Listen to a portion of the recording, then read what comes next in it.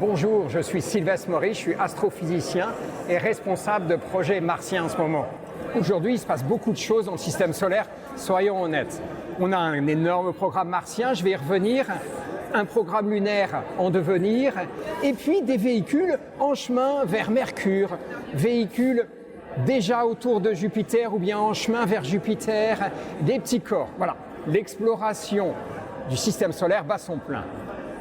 Pour Mars, qui est le sujet qui nous occupe le plus en ce moment, on a 12 véhicules autour de Mars ou sur Mars, 8 orbiteurs et 4 à la surface. Les 4 à la surface, c'est Curiosity de la NASA, Perseverance de la NASA, InSight encore de la NASA et Zhurong de l'agence spatiale chinoise.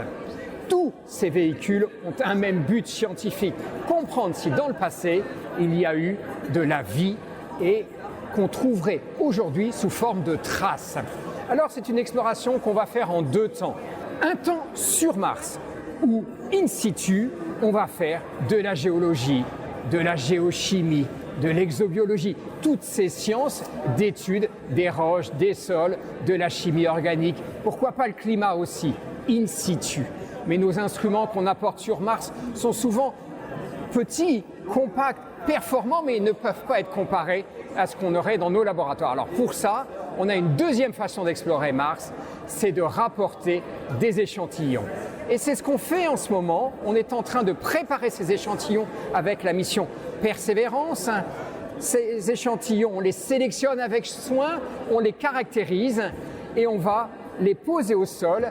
Une mission du futur conduite par l'ESA, par la NASA, va les collecter et les rapporter sur Terre où on les étudiera dans nos laboratoires. Donc c'est un programme qui a démarré il y a 10, 20 ans, d'abord in situ, et qui aura son apogée en 2033 lorsque ces échantillons reviendront sur Terre. Notre objectif est de prélever entre 15 et 30 échantillons selon les modèles qu'on a, on verra le mieux, et d'en avoir le plus possible pour avoir de la diversité. Et on peut prouver qu'aujourd'hui, on a déjà de la diversité. On a des roches volcaniques qu'on appelle des roches ignées. On a des roches sédimentaires. On a déjà des traces de chimie organique. On est très content, et on vient de le dire dans un communiqué de presse de ces échantillons, qui dès maintenant valent la peine qu'on aille les chercher. Parce que c'est ça le défi. Les agences ont pensé qu'elles développeraient un outil pour les rapporter sur Terre. Elles nous ont dit non, non, allez d'abord prélever les échantillons et prouvez-nous qu'ils valent la peine qu'on les rapporte sur Terre. Et ça y est, c'est fait. Souvent, on me demande, mais pourquoi on fait tout ça? Parce que finalement, on va dépenser beaucoup d'argent. C'est l'argent du contribuable, donc au contribuable, on doit des explications. Il n'y a pas une raison d'aller vers Mars, une raison d'aller vers la Lune ou Jupiter, il y a de multiples raisons. Des raisons scientifiques, ça c'est plutôt nous. Comprendre des grandes questions, comment la vie est apparue sur Terre, comment elle s'est développée. Y a-t-il la vie ailleurs? C'est de la science. C'est aussi de la politique. On a nos politiques qui elles, veulent prouver que leur industrie est performante. Aller sur Mars est un des plus beaux défis que l'on peut avoir. Il y a la technologie, l'espace industriel, et c'est très important d'avoir des industries de pointe, les développer pour faire de l'exploration interplanétaire avec des technologies, des savoir-faire qu'on retrouvera pour la Terre. Et puis il y a l'inspiration. L'inspiration, c'est montrer au public, aux jeunes, que l'on a une frontière qu'on veut dépasser. Pour ça, on n'a pas besoin de se justifier, comme grimper une montagne. Je grimpe la montagne, l'Everest, pourquoi? Parce que la montagne est là. Eh bien, ça fait partie probablement de nos gènes de se dépasser, d'aller vers la Lune, d'aller vers Mars. Et ça, c'est pour tout le monde.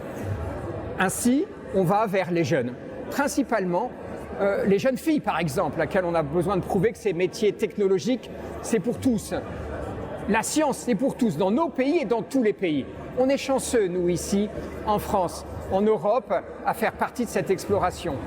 Tout le monde ne peut pas se le permettre, ce sont des choses qui coûtent cher, mais les retombées sont pour tous. Et une des retombées fondamentales pour nous, c'est l'éducation à la science. Et je suis étonné, moi, de voir dans un salon comme ici, à l'IAC à Paris, au centre du CNES, ou bien dans tous les pays du monde, l'intérêt qu'ont les jeunes pour l'exploration robotique, et peut-être qu'il y a de plus beau encore, les vols habités, parce que c'est l'incarnation véritablement de cette exploration. Et donc ce qu'on fait, on le fait pour nous, pour nos pays et puis pour tous les pays qui participent plus loin, de façon plus lointaine à cet énorme engouement. On pense beaucoup aux pays du Sud, globalement de tout l'hémisphère Sud, qui n'ont pas cette chance. Alors ils participent un petit peu via des actions éducatives, des petits programmes de recherche. J'espère qu'un jour ils participeront avec nous à construire ces très beaux véhicules, leurs instruments pour l'exploration du système solaire. Question difficile de se dire comment ces nouveaux pays peuvent rentrer dans la danse. On voit par exemple des pays qu'on n'avait jamais vus sur la Lune. Israël s'est lancé vers la Lune, la Corée du Sud. Alors ce sont des pays établis avec des forces spatiales importantes. Eux, ils suivent le chemin. Mais pour les autres pays, c'est surtout via les programmes scientifiques et les programmes d'éducation qu'on espère les voir participer à ce qu'on fait. Il faut savoir que quand on va sur Mars, on prend une donnée, elle est automatiquement mise dans des sites ouverts au public. Et donc à eux de s'emparer de ces données et aussi de nous prouver que voilà, ils ont une valeur ajoutée, ils ont une expertise qui peut les aider à venir sur nos grands projets. Après, c'est beaucoup de politique, ça c'est vrai.